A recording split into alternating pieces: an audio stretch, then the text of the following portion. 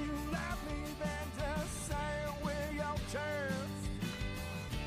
Don't forget about me, yeah, I will do my best, and that's the truth for me and you.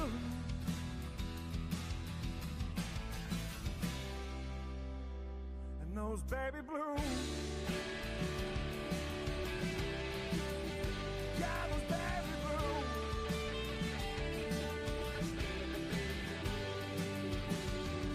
A broken man without a past,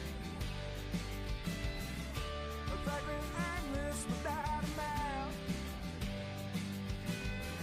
Took 2 long breaths and just one more till my lungs couldn't hold another.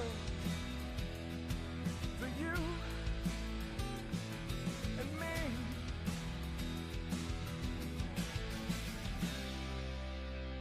And those baby blues. Yeah, those baby blues.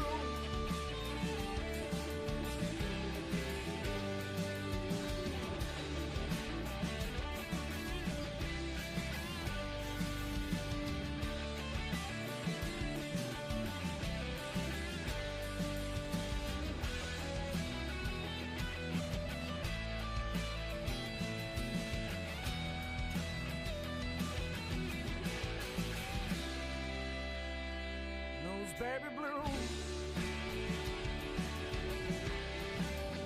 Yeah, those baby blues.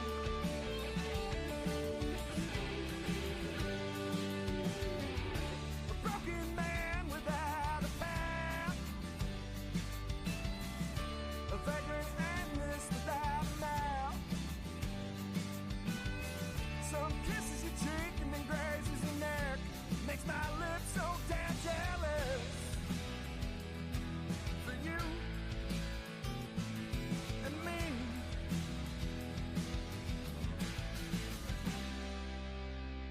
And those baby blues. Yeah, those baby blues.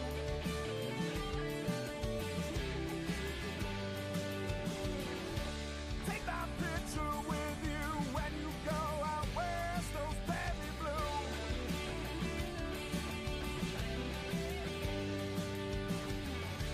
If you love me, then just say it with your chest, those baby blues.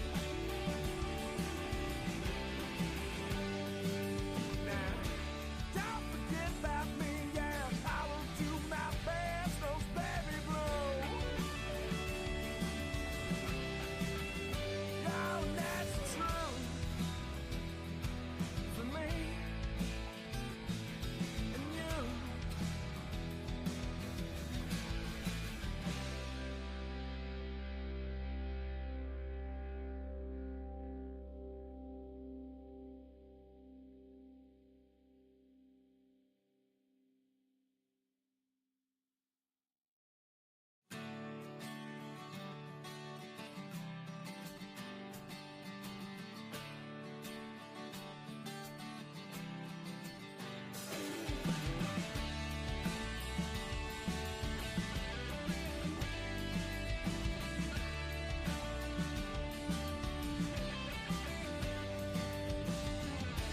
Take my picture with you when you go out west. If you love me, then just say it with your chest. Don't forget about me, yeah, I will do my best, and that's the truth for me and you.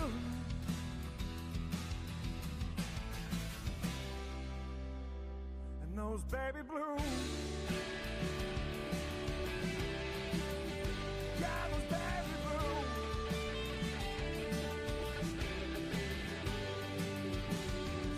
A broken man without a past, a vagrant aimless without a mouth. Took 2 long breaths and just one more till my lungs couldn't hold another. You're watching Sunday Sessions, the Buffalo Fanbase Network's pregame show. Tonight, the Dolphins travel to Orchard Park to play on our Buffalo Bills in an AFC East showdown. Let's go. Yo, what is up? 24/7 Buff Fandemonium, the Finger Lakes Mafia.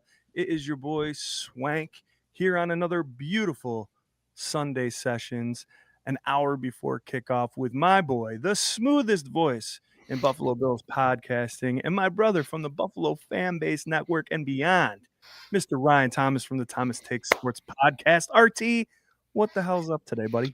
What's up is waiting all day for Thursday night football. Buffalo Bills, Miami Dolphins. The last time that the Bills will be hosting the Miami Dolphins, I think, at the Ralph, and maybe that's a sign of things to come. Ooh, maybe the Dolphins might not make the playoffs this year. Catch my drift there. This might be the last one, so squish the fish indeed. Now, RT, how's that different from all these other years past? You know what I mean? Really? It's really, I went online today. I was really curious. I'm like, I know the 1970s were not too kind to the Buffalo Bills in terms of the Miami Dolphins rivalry.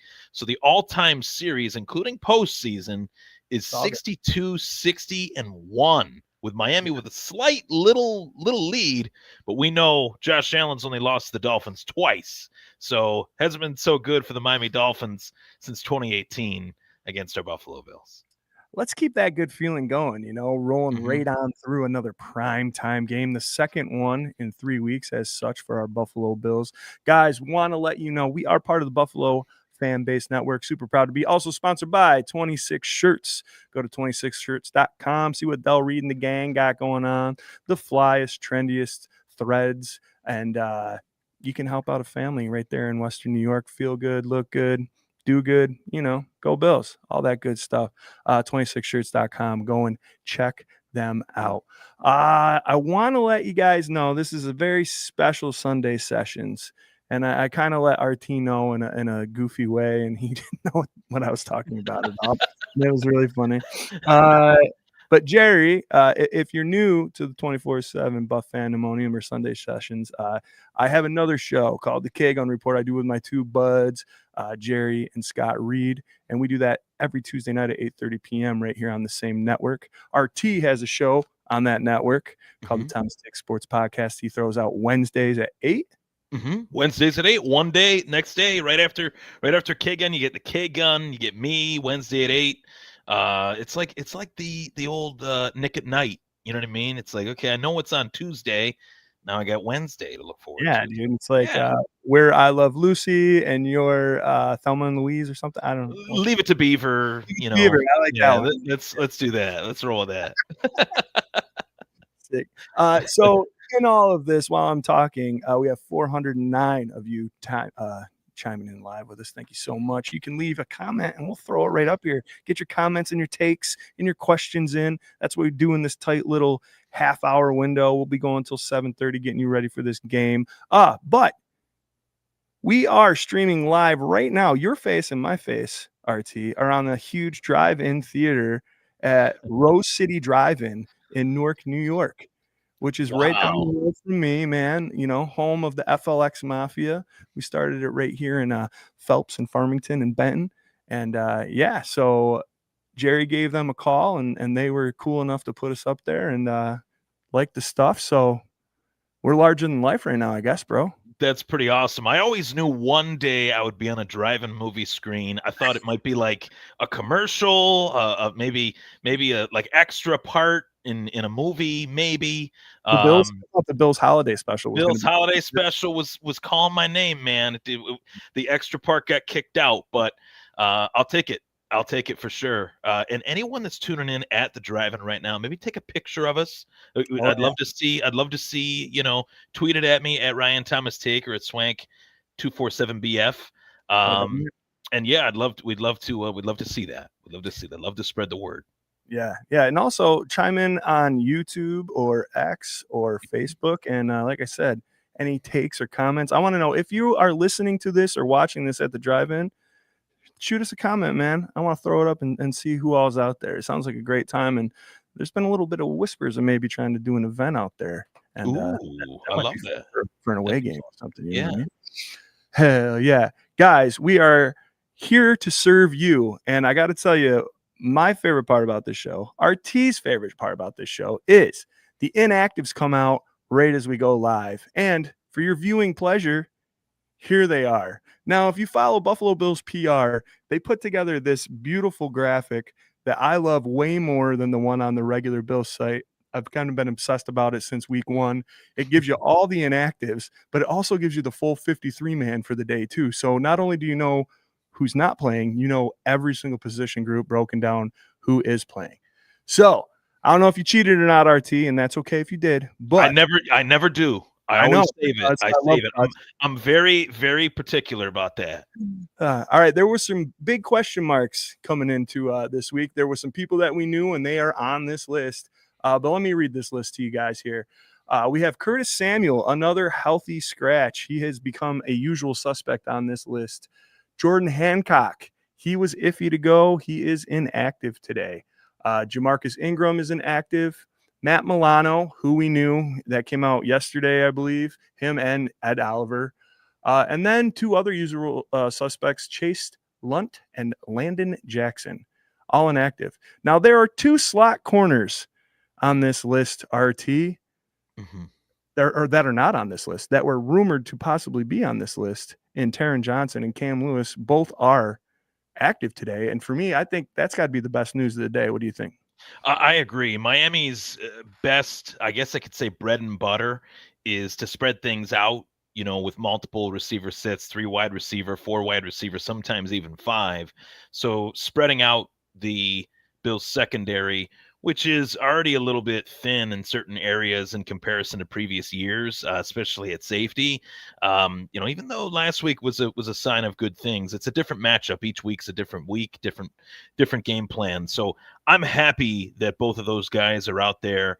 I feel like this is probably the healthiest secondary that the Bills have had really all season long in terms of their total, secondary, and even a couple pieces are still missing from it in Hancock and Ingram. So, better this version, better these 10 defensive backs than what we've seen in previous weeks, I think, and it could be a sign of good things to come.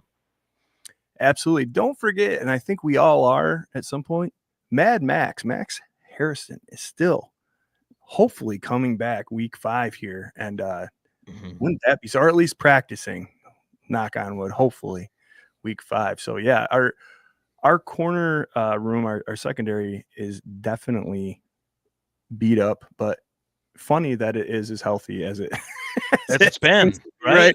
Yeah. Special shout out to Lisa and Mike the cook. They're at the drive-in right now. Lisa actually tuned us into the drive-in doing this event, and I'm pretty sure so cool. Suspicion that's where Jerry got the idea. So Lisa, love you, and I hope the whole drive-in can hear how much we love you there so much. Let us know how it's going down there. It sounds like a great time, man. Corey says, I'll say it again, send Samuel's bum ass away. Ooh, yeah, I don't know, man. I don't know what's going on. Trade deadline, trade bait, RT. What do you think? Maybe it's early, week 3. Maybe there's just a nagging injury that, could be putting him out. So I don't want to be too hard on him because we don't know. I remember last year, a lot of people were calling for Curtis Samuel's head. And then towards the end of the year, once he was finally healthy, he made an impact. So who's to say that doesn't happen again? I'll say anytime he was in the roster, in the lineup, he was productive. Like he was battling turf toe, which you look at Joe Burrow, gone for 3 months, 4 months, whatever. It's not something that can just be rub some dirt on it, shake it off kind of injury. It can be pretty intense, and really, like, when your whole job depends on cutting and stopping and starting and running, like that, your toes are a big part of that. Usually the position that gets those injuries the most is the wide receiver position. And the first time I ever heard a turf toe was with Terrell Owens back in the day. That was an injury that he got in San Fran, and it kind of crept up over the years, really every stop that he had. So, it's definitely nagging, something that creeps back up once he rolls back into training camp and the rigorous demands that the game puts on the body. And it's just, a part of the sport, unfortunately. If everybody could stay healthy, they'd play for forever, right? So just not doable.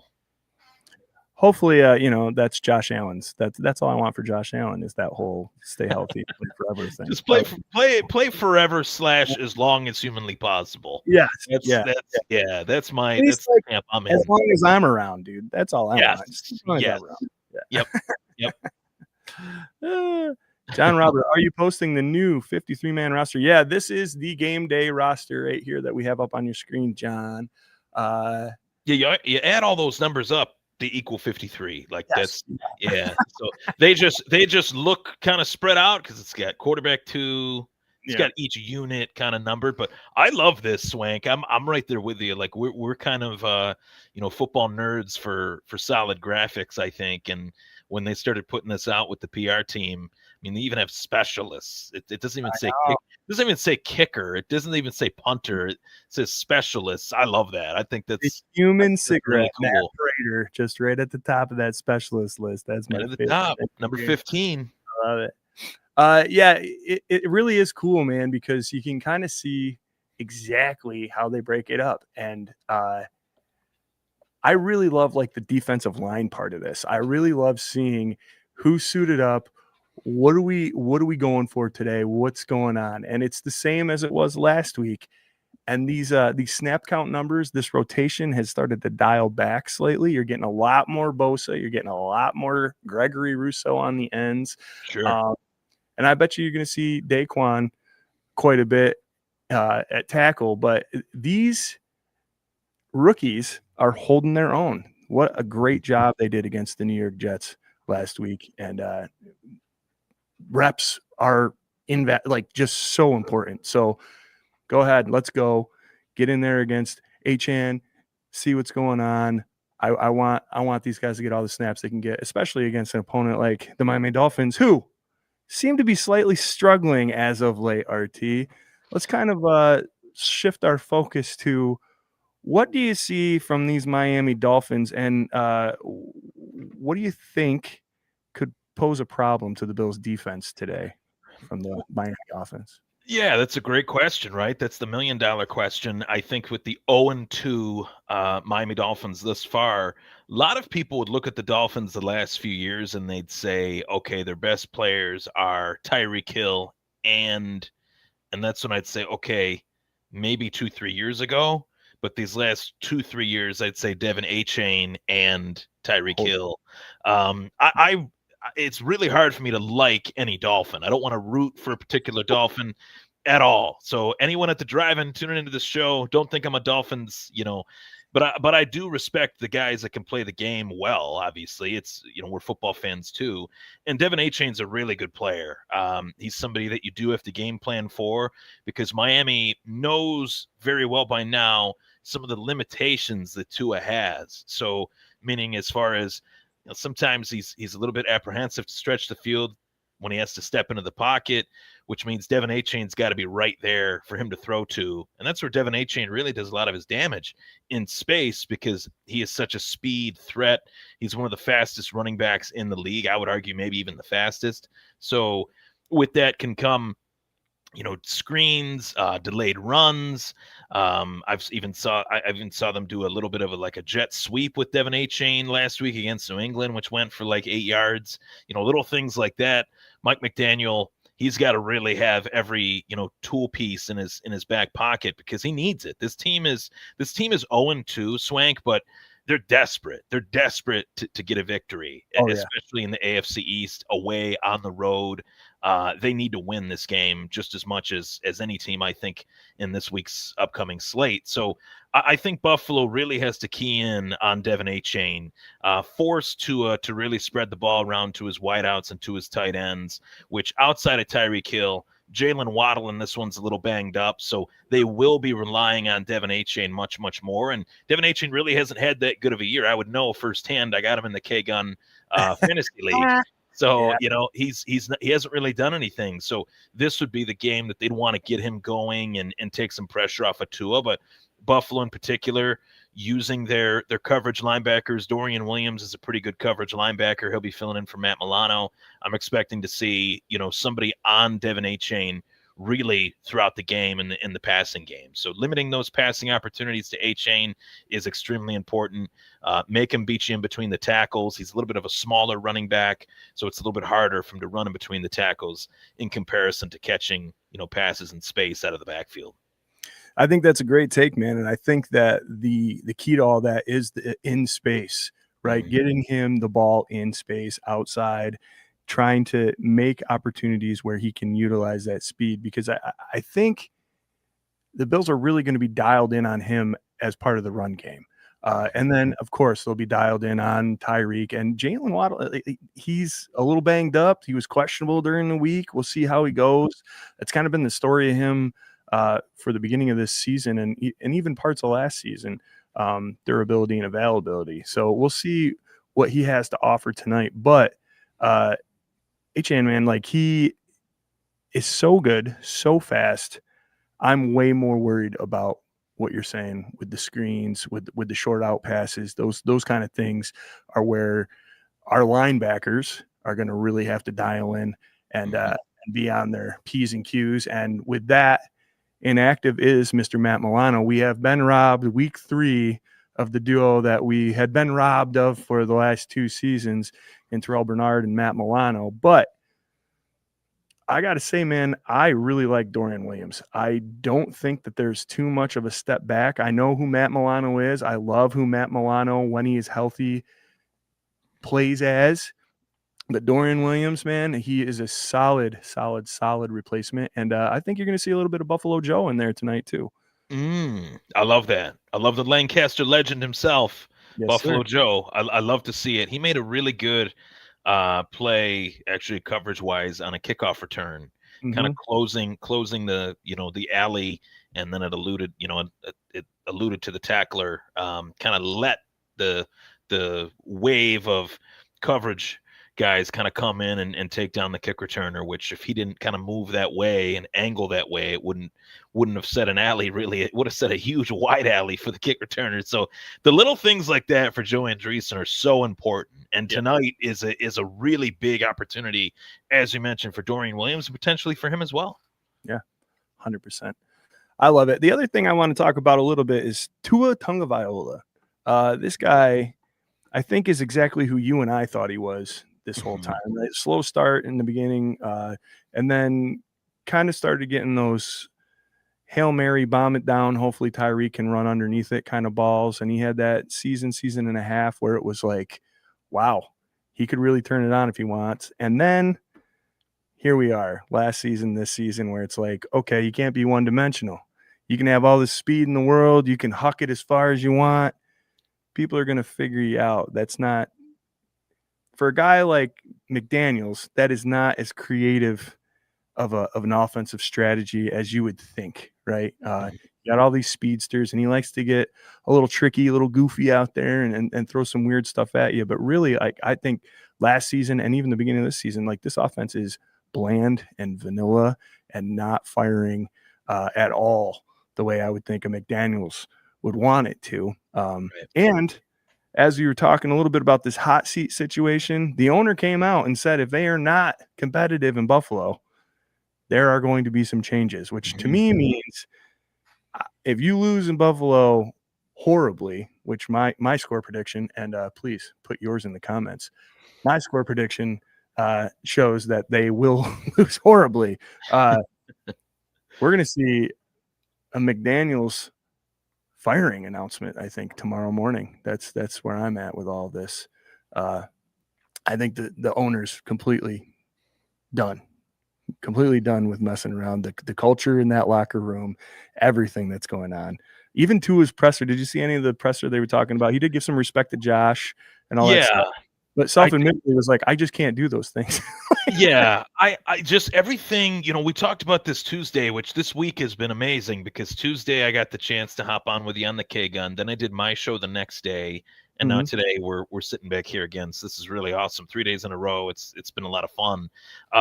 But yeah, to your point, I just look at the Dolphins and I don't see a plan. Like I don't see a plan with their team. You see the big names, you see Tyreek, you see Achane, Tua is their quarterback. I mean, everybody knows every team's quarterback that follows the National Football League. If you're a real fan, you know all the quarterbacks, right? But that doesn't mean he's good. And it kind of alludes to the fact that I think, to your point, they came in, he was fresh, he was new, Mike McDaniel, that is, with the pieces that they had. Opposing defenses didn't really know what to expect, so it was a little bit harder for them to kind of game plan for them. But once they started to catch on to the play action, fake, rollout, kind of option stuff that Tua is really known for from his days at Alabama, it kind of just started to get a little stale. And obviously the injuries are massively concerning for Tua. And, I don't take anything away from him. To be able to come back from those injuries willingly, it's a lot of heart, but there's an old saying in boxing: you show me a guy with heart, I'll show you a guy that's willing to take a beating. So it's like there's a fine line, right, between that. And if they lose this game, like we alluded to, and it's quite possible that they will, then Mike McDaniel's on the chopping block. I think they brought in Zach Wilson for a reason. Call me crazy. I know Zach Wilson was a bust with the Jets, but he did win some games. He beat the Bills. He beat the Chiefs in two separate starts. So it's like, hey, if this isn't working, the NFL, old cliche, stands for not for long. If something's not working, it's going to get changed. That's just the way this league has always been, and it's the way this league is always going to be. So I agree with you, Swank, that changes could be a coming. You have to set some sort of standard at some point. You can't just make these, wacky, zany jokes. When you're winning, it's one thing, but when you're losing, it really puts a spotlight on you as a coach. And I don't know quite at this time, thus far, Mike McDaniel has proven that he just doesn't have the answers to the equation. He's trying to do the math, and he's showing his work. But his work is like, how are you getting here to this answer? This is completely wrong. You know what I mean? So it's very interesting. I'm very curious tonight to see what they bring to the table, the Dolphins, that is, because of this conversation. Like, this is a game that Mike McDaniel really has his back against the wall a lot more than I think people realize. Yeah, man, I agree 100%. His press conferences from the early years were cute, right? Like, all the Dolphins fans really enjoyed him, and the national pundits were like, oh, this guy, ha, ha, ha. Like, they were winning a little bit. But you go season after season of falling short, and all of a sudden that smug, cute, jokey kind of like nonsense, you're at a spot where people are like, well, that's not very, like, what are we going to do? What are we doing to win? Like, what's going on? Right. Like, why aren't we winning? Like, that is the question. And your smug little responses aren't really hitting at the same level that they were when you first came to the team. So I think he's getting that lesson, that wake up. I want to be very clear. I hope the Bills are not sleeping on this team. I do not want to fall into a trap where this desperate, very desperate Miami Dolphins team, who could absolutely turn their season around by doing something in Buffalo because you're a little sleepy, or you beat a juggernaut in the Ravens, you beat the Jets, who were, like we were talking on Baltimore light, whatever that means, with like very light, very, very light Baltimore skim milk is what they are. Yeah. Man, you're beating these teams, and that is great. But hungry, humble, man. That I love that mantra. I love just come in, do your job. I want Josh to be sitting by the end of the third quarter in this game. I would love it, absolutely. But don't sleep on this team, especially a desperate team and a couple coaches that are trying to hold on to jobs for dear life. So, guys, it is 7:24. I'm very excited and could talk about this almost all the way up to kickoff, but we have stuff to do for sure to get ready to enjoy this game. I want to remind you that we are part of the Buff Fan Base Network. Super proud to be, as such, sponsored by 26 Shirts. Go to 26shirts.com. Give them all your money, man. It's a great cause, and you get some really, really great threads and clothing, stuff like that for your efforts. $2.3 million donated to families in Western New York to date. So check that out, 26shirts.com. Real quick, RT, give me a bang. What do you want to see out of this Bills offense tonight for a win? I want to see some balance. It's the old cliche, spread the football around a little bit. I think you go back to the days of Roger Staubach, Joe Montana, Terry Bradshaw, dare I say Tom Brady, Peyton Manning.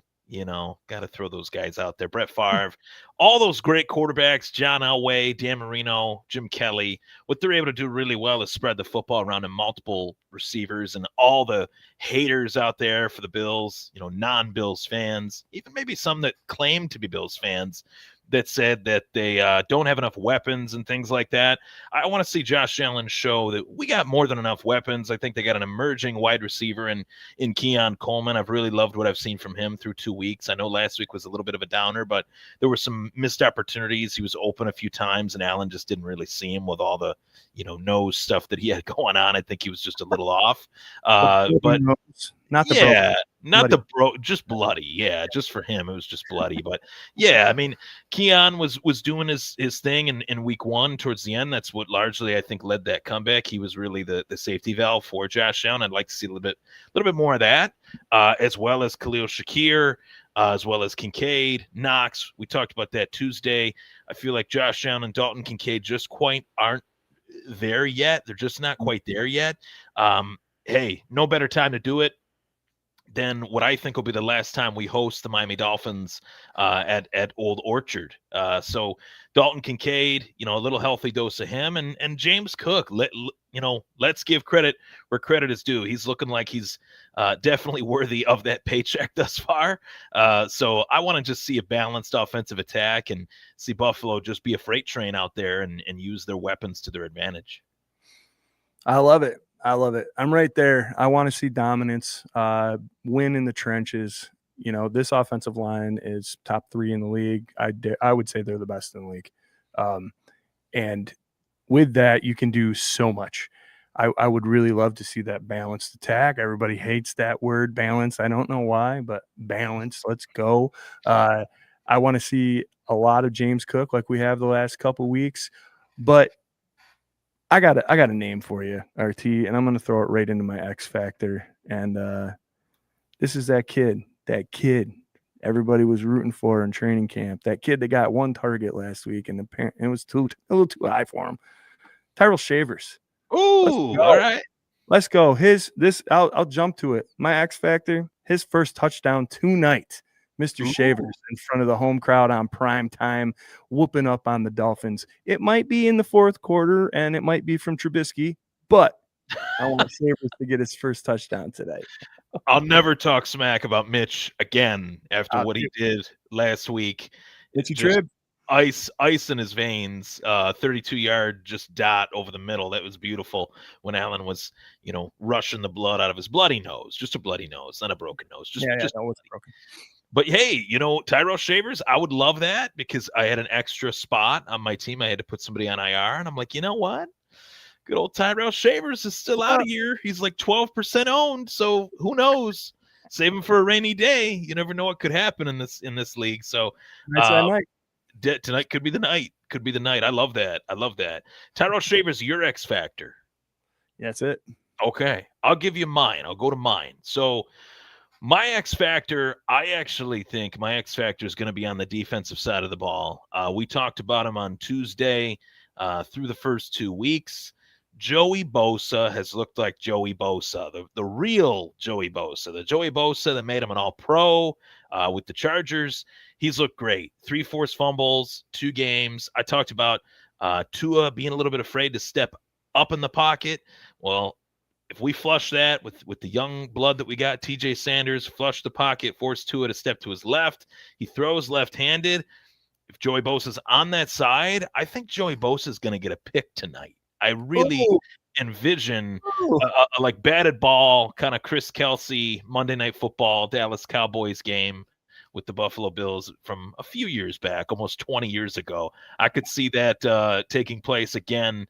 Joey Bosa just bats it down, falls right into his hands, and maybe he runs it back for a few yards, if not more. I'll tell you, and I love it, but Joey Bosa is doing exactly what he's supposed to be doing. You know what I mean? I love that X Factor. I also love that you got him getting an INT when the dude's been forcing fumbles, leads the league and forced fumbles, and you're like, he's tired of that. It's too easy. He's due for an int. His nose is literally around the ball so much that he's just gonna be there. At some point the Buckeye will prevail. It just is what it is. Oh yeah, I love it. Guys, we have this thing on our show. We're getting into our score predictions now. This might be a little hard for you guys at the drive-in to understand, but I'm going to try my best. Last season, a Spaghetti-O conversation started running in the comments, and as such, it led to fans of the show and our friends and brothers chugging Spaghetti-Os and putting O's in the scores, leading to superstitious Bill wins, and they can't stop, won't stop. So I got a couple of videos here that our guys have sent in. We got a first timer here, a long timer of the show, a first timer on the videos, if you can believe it. This is our boy, Lou RQ. Okay. All right. Buff Fandemonium, 26 shirts, Buffalo World Order, and the cover 2. You know the deal. Buffalo believe in the O's, so my score predictions 31-10. Here we go. First time ever doing it. How those taste, Lou? All right, that sucks. So, I tucked it in, and then Corey called me out. Oh, no. Are you ready? Go Bills. Oh, man. All right. Good to go. All right. Buff, That was something. Yeah, that's our boy Lou, man. Lou, we met him at, I think the first Rager at Reinvention. So 3 years ago. And he actually brought this clown, who is a very good friend of ours, Mr. Corey Blaine, who This guy. he wasn't going to do it. He wasn't feeling good. And then driving? Oh my good Lord. I mean, he's a beast. Here we go. What's up, Bills Mafia? So I guess this is going to be the first Spaghetti-O video on the go, a spaghetti go. Sorry, I got to grab the kid from cheerleading practice quick and forgot what time it was and had no Spaghetti-Os at home. So my X factor tonight, I know it was the same as week 1. I'm going to say is Keon Coleman.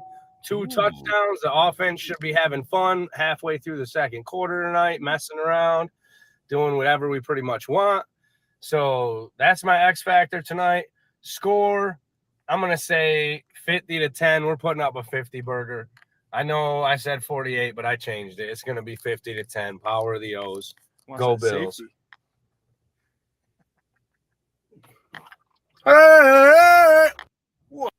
There you go. There it is. And there you have it.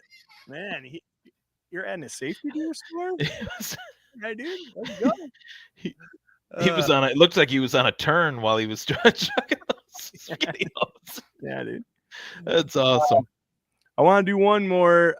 This isn't a Spaghetti-O chug, but this is our kid in the street, Mr. Eli Wynn. We aired this on Tuesday night, but if you bet Eli's predictions, you will win money. I swear to God, he's very good. And we met him at the Rager last year, and he's just super dynamic, loves to live stream and podcast, and he has been doing these videos for us now. This is going on his 2nd season. His mom, Lori Wynn, part of the Bills Mafia Babes, helps him out with them, and I just love it. So we're going to throw it up for Sunday session too. Eli, you're on the big screen at the drive-in, bro. Here you go. Hey, welcome to Eli's Winning Lockdown. This Thursday at 8:15 p.m., Bills versus Dolphins. The fish, I say, we squish them and move on with our day. If all 3 phases play their fundamentals, it will be like they've chopped their O's and will be good to go. In the words of a guy named Mike, to win games, you have to win the game. Honestly, that is how you lose the game. Hold on, Swank. I'm getting something. Breaking news! The Dolphins fans have called a fan-only meeting to discuss Tua turning the ball over. Stay tuned for more. Prediction 41-27. Bills win. That's critical. Shout out to Thermos Thomas and Grape Davis. Can't wait to see how their glorious adventure ends. Almond butter. And as always, peace.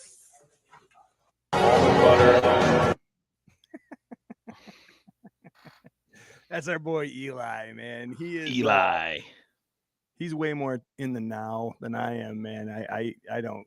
All these references and stuff, his mom had to explain it to me, and then all those wacky, crazy videos that they do, the Bills media team. Like I'm like, just like a bunch of noises and pictures, and like I get like 1/10 of it maybe, but Eli's on it, dude. He gets it all. So that's why he knows the trends, man. That's absolutely. He's that guy.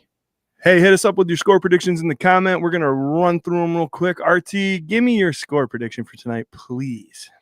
Score prediction, I'm going to go 38-17, 17 points. It's going to be a 10 spot.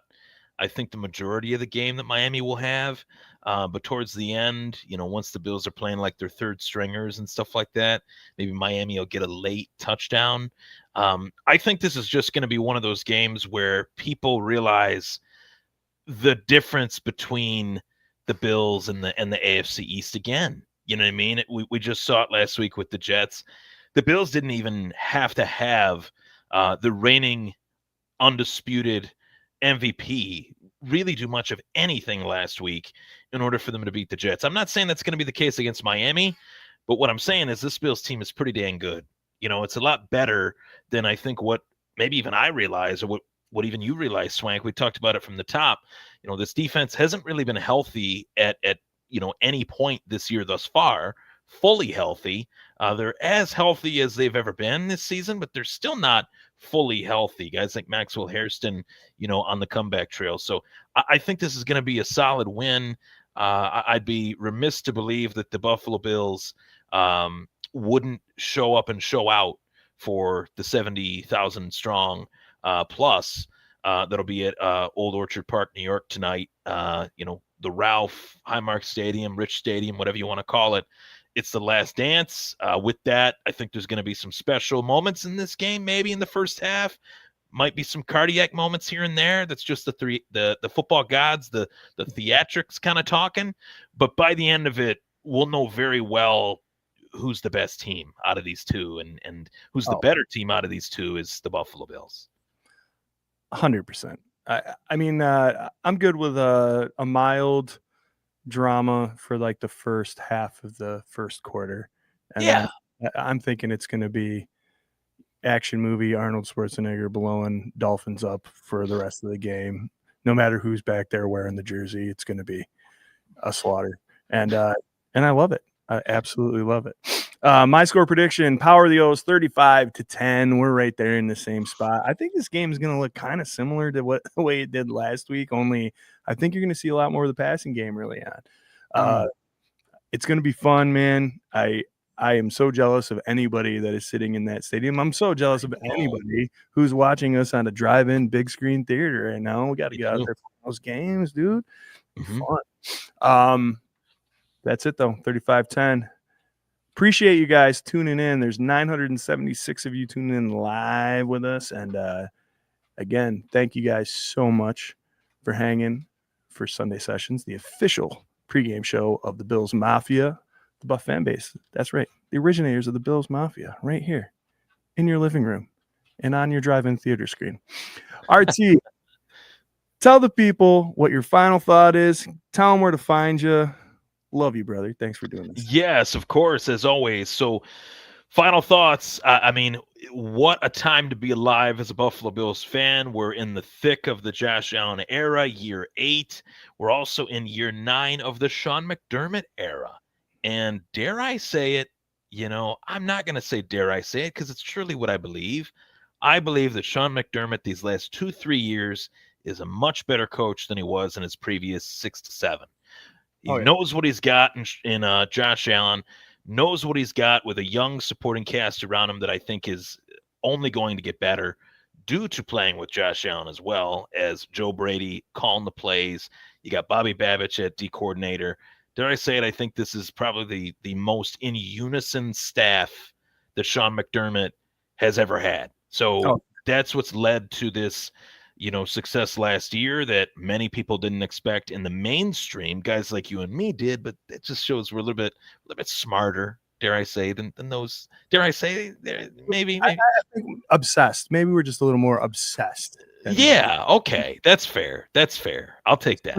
Smarter so, too, so I think that this is a real moment in the rivalry. Bills Dolphins. I go back to watching games with my grandfather. We always loved to cheer on the Bills against the Dolphins. When the Bills beat the Dolphins, it was like go to bed at night with a thin blanket and it would feel warm. You know what I mean? Like, it's just, the feeling of it is just unlike anything. So this is a rivalry that's been one of my favorites since I was a little kid. And the fact that we get to see it, come full circle once again with a great quarterback on one side in Josh Allen. And this time Miami's got the lame duck at quarterback. So it's nice. It's really nice. We're far away from the Kelly Marino days. I don't know if it'll ever get there.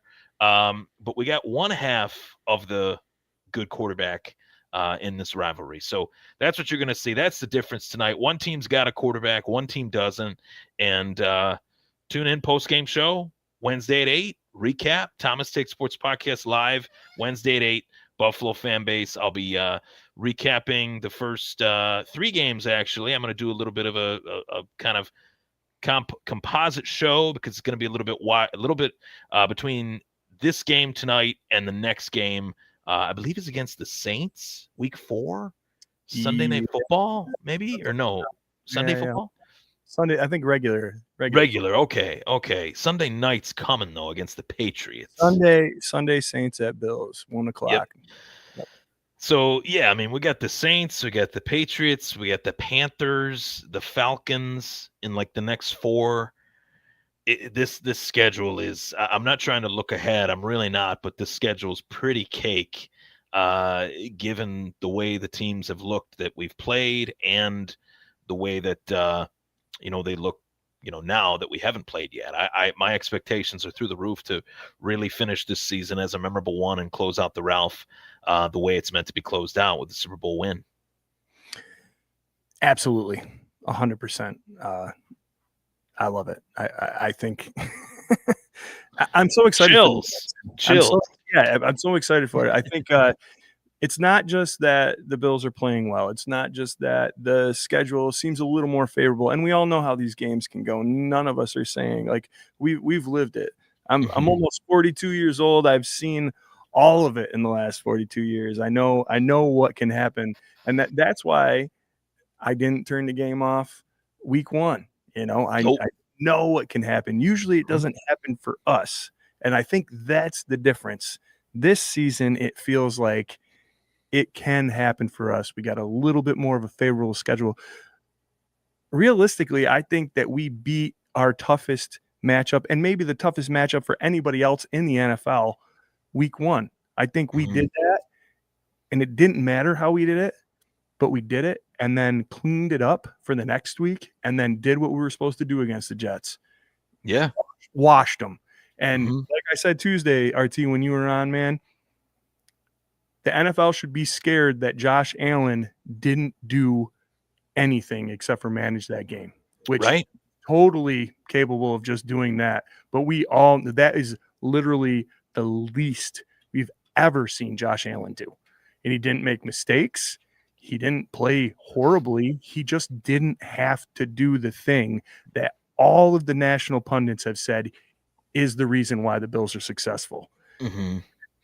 The fact that nobody's talking about this outside of us, to me, it's pretty crazy. It's nuts. It's pretty disrespectful. It's that's the way I see it, because he could have easily came out of that game and stayed out of that game. He went back into that game knowing that he wasn't 100%. for a lot of different reasons, mainly the nose, but maybe some other ones. He was a little bit frustrated, I think, at one point that he was out there and wasn't as effective, but that just shows the type of leader that he is, that he was willing to, put himself out there knowing that he wasn't at his best, and to be out there for his teammates. He's not going to, it's not, oh, I'm not coming off because I'm tough. It's, oh, I'm not coming off because those are my teammates. Those are my guys. I'm not hurt enough to let those guys down. That's the way I interpret it. And more people should be talking about that, and maybe they're not, because they believe that the Jets are just that much of a train wreck, and they are, don't get me wrong. But I feel like they think that now, but before the game, that's what I was just about to say. Yeah. Before the game, they played Pittsburgh really close, and Justin Fields might be the perfect bridge quarterback, and all this mess of junk. And then when Buffalo takes care of business, it's not Buffalo taking care of business. It's, oh, that team is just not that good. Keep that up. Keep that up. I love it. Go ahead, keep that up, and we'll just focus on what we need to do week in, week out. And by the end of it, I've said it to you and Scott and everybody, I think they will be in the Super Bowl this year against Green Bay. I fully believe they will make it, and they'll play Green Bay, and I think they'll beat Green Bay. That's just my opinion. So real quick, because I know we got to go, we got to do whatever, but I think that the level of respect they gave the Jets and Justin Fields after a week 1 loss to an aging Aaron Rodgers, who lost badly the next week, the same way the Jets did, the respect they gave Justin Fields and the Jets week 1 going into week 2 to play us, the 5-time AFC East champions, right? Yeah. They did not give that respect to the Buffalo Bills and Josh Allen until he battled the toughest, hardest team at the time in the Kansas City Chiefs and lost with 13 seconds left in the game. To me, it's the same thing. Like, that's what Josh Allen and the Bills had to do to get that level of respect. Justin Fields had to lose 1 game to Aaron Rodgers and put up a little bit of points, and they're all over him. It's like that tower, they are waiting for that tower in Buffalo to fall. As soon as anything starts to jiggle a little bit, see, we told you he wasn't the guy 8 years ago. I don't know what more Josh Allen has. I don't understand it. I don't understand. I mean, that was what, his 4th or 5th year in the league by the time he went off, and he was the best quarterback in the world. In that little 3-week time period, his postseason numbers were like astounding. I've never seen anything like it. And you kind of dated yourself when you threw your age out there. We've seen great quarterbacks. I'm 33, so despite the age difference between us, we know what great quarterbacks look like, and we know what they when they are not great quarterbacks. And I'll harken back to a stat that I gave you Tuesday. How many times did Lamar Jackson throw the football, not just complete a pass? How many times did he throw a football in that week 1 41-40 loss to the Buffalo Bills? When the chips are down, when the game's on the line, whose number is called? That's all that anyone ever remembers. Who's the guy that says, I want the ball in my hands, and who's the guy that isn't? Who's the guy that's not? Who's the guy that isn't saying those things? And there's a reason why Josh Allen won MVP last year. There's a reason he probably should have won another MVP somewhere between 2020 and 2021. So, or 2023. Yeah. So multiple, could have won it probably 3 times, 4 times over, to be quite honest. But it is what it is, and that's another thing. Like, it goes so well with the kid out of Firebaugh, the kid out of Laramie, Wyoming, that nobody wanted to recruit. He had to go to JUCO for 2 years to play 2 years at Reedley in order to get even a one scholarship offer from one school in the Mountain West. And he's the only first-round pick, to my knowledge, drafted out of Wyoming. And he's definitely the only top 10 pick or top 7 pick that was drafted out of Wyoming. There's a reason for that. And some guys slipped through the cracks, right? Tom Brady definitely did. Josh Allen definitely did, despite him being picked in the first round. Got Hall of Fame players. Troy Aikman were saying his accuracy issues are so bad that he'll never unlearn those habits. Well, Trakeman's now the first to say that, he was the first guy to say, I ate crow, I'll eat some crow. That guy really turned his throwing motion around, and he did. All those things are true too. So it's a great success story. There's a reason why this guy is on my wall in 3 different photos there. You can't see the Madden cover there. It's on there, but there's a reason for that. The guy's an inspiration. He toes the line of being a Buffalo guy, and that's why we love him and want to support him every which way we can. 100%. Best thing that could have happened to Buffalo, and will continue to be for hopefully the next 35 years. Since the chicken wing, yes, yeah. Yes. Yeah, I mean, absolutely. Guys, I say it every single week. Enjoy these moments. Enjoy these times. We know that they won't last forever. We know where it had been. And these games, we only get so many of them a year. We are only able to get so many with the team that we have and then our guy, Mr. Josh Allen. So please crack one, have some food, relax, cheer your team on. It's going to be a great night. Thank you so much for hanging with us tonight. Don't forget, you can follow us on 24/7 Buff Fandemonium, Twitter, Facebook, YouTube, all of them places. You can hit me at Swank 24/7 BF on X. Hit RT Ryan Thomas Take. Take. What's I can't read. Yeah, right at Ryan Thomas Take. Yep, that's it. Yep. Good. Yeah, go follow him, follow us, follow the Buff fan base. Hit up 26 Shirts, FLX Mafia. Guys, everybody hanging out at Rose City Drive-In. Enjoy the game. We want to get out there and hang with you guys. Thank Rose City Drive-In so much for putting us up pregame. What a cool, crazy honor that is. Love you guys. Go Bills. Get your popcorn ready. Here you go, Bills. Come on, RT. Go Bills. Go.